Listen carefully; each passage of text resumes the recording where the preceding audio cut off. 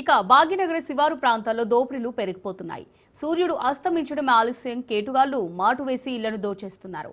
దొంగలు యథేచ్ఛగా చోరీలు చేస్తుండడం చూస్తుంటే హైదరాబాద్లోని శివారు ప్రాంతాలు దోపిడీలకు కేరాఫ్గా మారినట్టు సందేహాలు కలుగుతున్నాయి.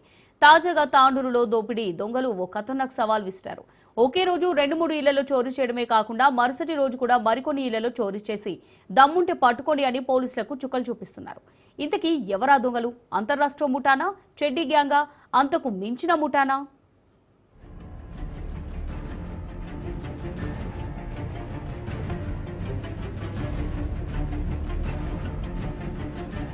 ప్రశాంతంగా ఉండే తాండూరులో ఒక్కసారిగా అలజడి రేగింది. రాత్రి పడుకోవాలంటేనే కాదు, పట్టపగలు కాసింత కొనుకు తిద్దామన్నా కంటికి కొనుకు లేకుండా చేస్తున్నారు దొంగలు.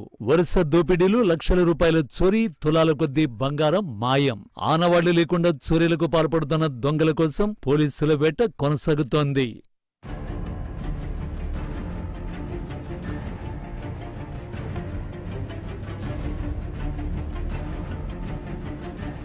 కేవలం 48 గంటల వ్యవధిలోనే వరుస చోరీలు చేసి 57 తులాల బంగారం, 20 తులాల వెండి, 6 లక్షల నగదు అపహరించారు దోపిడీ దొంగలు. సాయిపూర్కు చెందిన వెంకటేష్ కుటుంబ సభ్యులతో కలిసి బంధువుల వివాహానికి వెళ్లారు.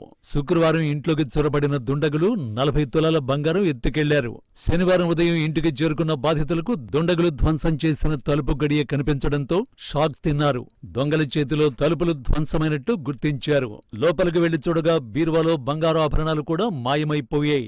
దీంతో బాధితులు లబోదిబోమంటూ పోలీసులకు ఫిర్యాదు చేశారు.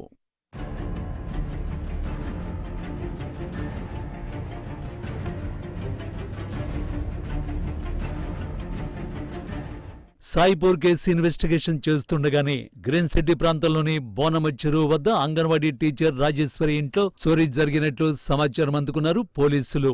విధుల్లో భాగంగా ఉదయం 9 గంటలకు రాజేశ్వరి వడ్డెర గల్లీలోని అంగన్వాడీ సెంటర్ కు వెళ్లింది.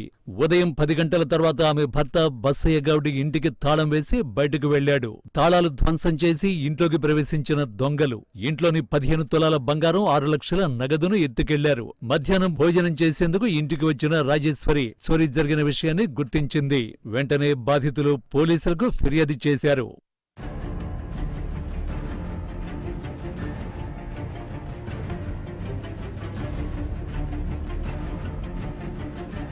తాళం వేసిన ఇళ్లని టార్గెట్ చేసుకుని చోరీలు చేస్తున్న దొంగలు ముందుగా రిక్కి నిర్వహిస్తున్నట్లు పోలీసులు అనుమానిస్తున్నారు.